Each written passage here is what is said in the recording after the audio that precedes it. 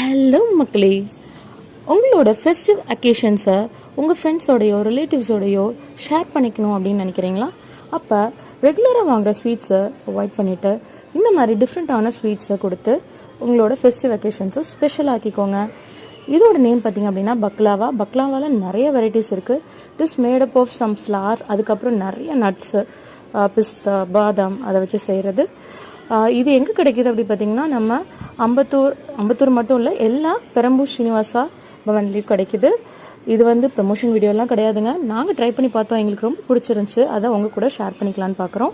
அவ்வளோதான், செம்மையாக இருந்துச்சுங்க டேஸ்ட்டு உண்மையுமா.